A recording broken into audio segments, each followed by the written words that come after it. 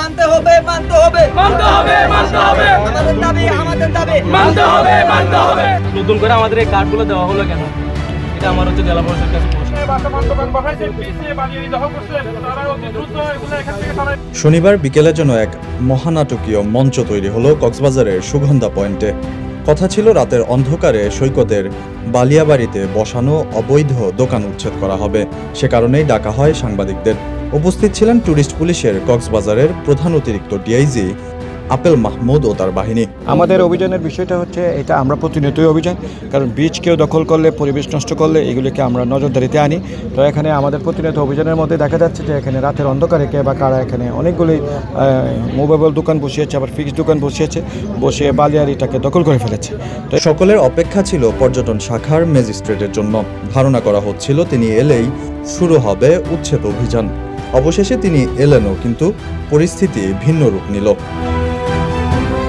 উচ্ছেদ অভিযান শুরু করার আগেই পড়তে হলো দখলদারদের বাধার মুখে।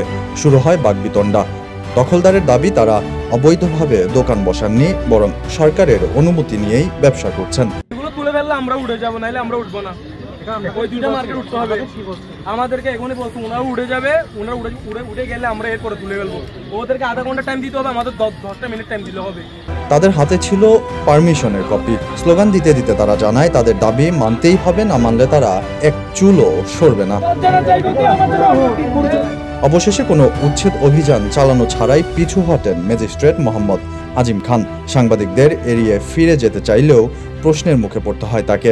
সাংবাদিকদের প্রশ্নের জবাবে তিনি বলেন, আমরা যে তাদেরকে কার্ড দিয়েছি, তাদের কাছে বলা আছে, কিছু শর্ত দিচ্ছি আমরা, বালিয়াড়িতে দখল করা যাবে না এবং পরিবেশের ক্ষতি হয় এরকম কিছু করা যাবে না। এবং এগুলোর হচ্ছে যে শর্তটা হচ্ছে পুরোপুরি জেলা প্রশাসন সংরক্ষণ করে, এটার বিচ ম্যানেজমেন্ট কমিটি যে কোনো উদ্ভূত পরিস্থিতিতে চাইলে জেলা প্রশাসন এগুলো হচ্ছে যে বাতিল করতে পারে কার্ডগুলো। তাদেরকে আমরা ইনস্ট্রাকশনগুলো পৌঁছে দিয়েছি এবং আশা করি তারা এখানে থাকবে না, বালিয়াড়ি দখল করে কেউ ব্যবসা করবে না। যাদের পারমিশন দেওয়া হয়েছে তাদের শর্তেই স্পষ্টভাবে উল্লেখ আছে দখল করে দোকান বসানো যাবে না। তবে প্রশ্ন থেকে যাচ্ছে, কক্সবাজার সমুদ্র সৈকতের প্রাণ ও প্রাকৃতিক সৌন্দর্য রক্ষার লড়াই কি আবারও থমকে গেল? কে বেশি শক্তিশালী, প্রশাসন নাকি দখলদার? নিউজ ডেস্ক, কক্সবাজার কণ্ঠস্বর।